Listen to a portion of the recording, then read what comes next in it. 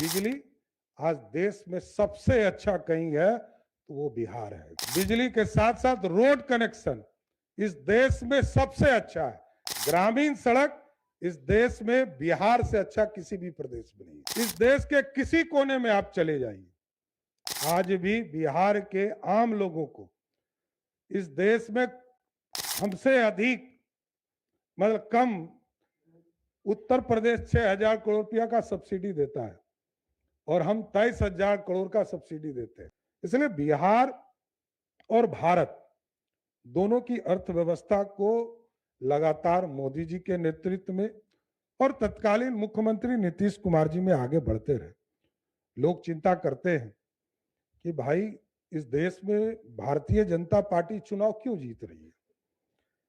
लोग ये नहीं देखते हैं कि उनको खाने के लिए मोदी जी की सरकार दे रही है, पानी पीने के लिए घर तक नल जल की चिंता मोदी जी करते हैं, घर में बिजली बिहार में नीतीश कुमार जी और देश में मोदी जी के सहयोग से घरों तक बिजली पहुंचाया गया, पंखा पहुंचाया गया, एसी और फ्रिज पहुंचाया गया का उपयोग कर पा रहे हैं, क्योंकि बिजली आज देश में सबसे अच्छा कहीं है तो वो बिहार है। सबसे अधिक बिजली सबसे ज्यादा हम अपने लोगों को उपलब्ध करा पा रहे हैं। बिजली के साथ साथ रोड कनेक्शन इस देश में सबसे अच्छा है। ग्रामीण सड़क इस देश में बिहार से अच्छा किसी भी प्रदेश में नहीं है।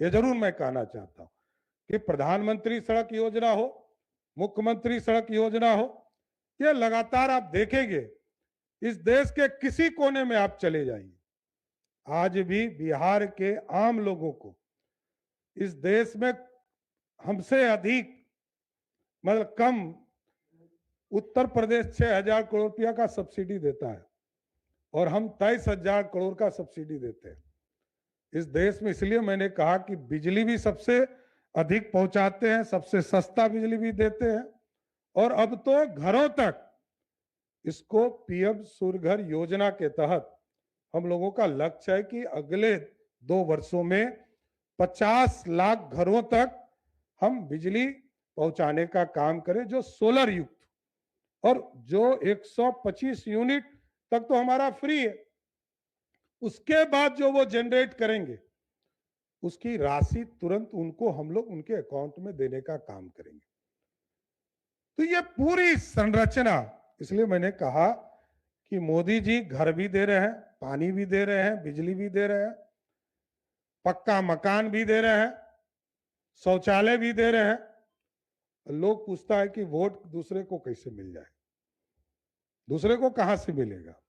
इस देश में तो कोई किसी ने दिया ही नहीं। जितना आजादी के बाद,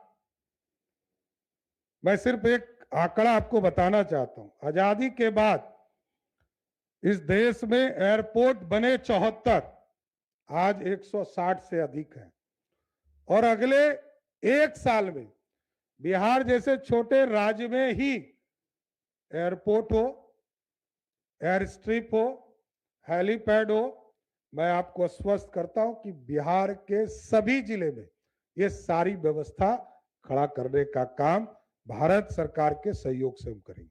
अभी भी मैं एक फाइल पर दस्तखत करके आ रहा हूं कि 2 जगह सर्वे का काम, एक राजगीर में एयर स्ट्रिप के लिए और दूसरा सासाराम और कैमूर के बीच में कोई एक जगह पर एयर स्ट्रिप बनाने का काम करे। और इसके पहले भी जैसे ही पटना कोई उतरता है तो पहले जो पुराना एयरपोर्ट देखता था तो लोग कहते थे बदला नहीं कुछ, लेकिन अब तो पटना एयरपोर्ट पर उतरने के बाद पहला इंप्रेशन जाता कि बिहार बदल रहा है। फर्स्ट इंप्रेशन वहीं पर बदल जाता है, इतना बड़ा एयरपोर्ट देखकर। और अब तो कई जिले में एयरपोर्ट हो गए, दरभंगा में एयरपोर्ट हो गया, पूर्णिया में एयरपोर्ट हो गए।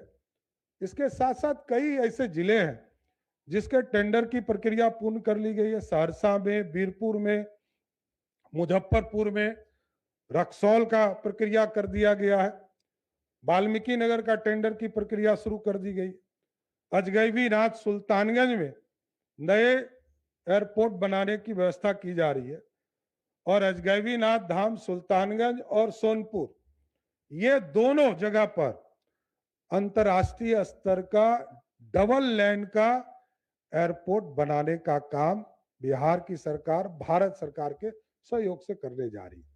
यह सारे चीजों की फिजिबिलिटी का भी काम शुरू कर दिया गया। तो कई चीजें बदल रही है। रेल इलेक्ट्रिफिकेशन जहां मात्र 21,000 किलोमीटर था, वो लगभग आज 65,000 किलोमीटर हो गया। और मेरे लिए तो गर्व का विषय है कि हम लोग सोचते थे कि राजधानी मिल जाए किसी रूट पर, अब तो वंदे भारत लगभग सभी रूटों पर हमारे व्यवस्थित हो चुके हैं। धीरे धीरे सभी रूट पर चलने जा रहा है। और अब भारत सरकार ने हम लोगों को कहा है कि रैपिड रेल चलाने का काम कीजिए। अभी पटना से गया जी जाने में 1.25 से 1.5 घंटा 2 घंटा लगता है। ऐसी व्यवस्था कीजिए कि वो 40 मिनट के अंदर हो जाए। पटना से मुजफ्फरपुर लगभग 2 से 2.5 घंटा लगता है। उससे कम समय पर हम रोड से पहुंच जा रहे हैं। इसको ऐसी व्यवस्था खड़ा करनी है, रेल को, रोड को और मेट्रो को जोड़कर रैपिड रेल को पूरी व्यवस्था खड़ा किया जाएगा और इसको भी 40 मिनट के अंदर लाना है। पटना से राजगीर जो टूरिस्ट हब हो सकता है, उसको भी 40 मिनट के अंदर लाने का प्रस्ताव है।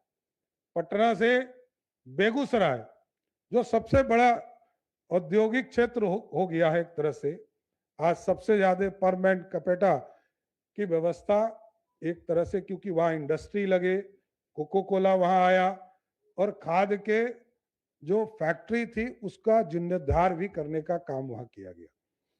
और लगभग सिर्फ बेगूसराय में भारत की सरकार के द्वारा लगभग 1 लाख करोड़ का इन्वेस्टमेंट एनटीपीसी के माध्यम से ऊर्जा के क्षेत्र में, सभी क्षेत्रों में इसको करने का काम किया जा रहा है।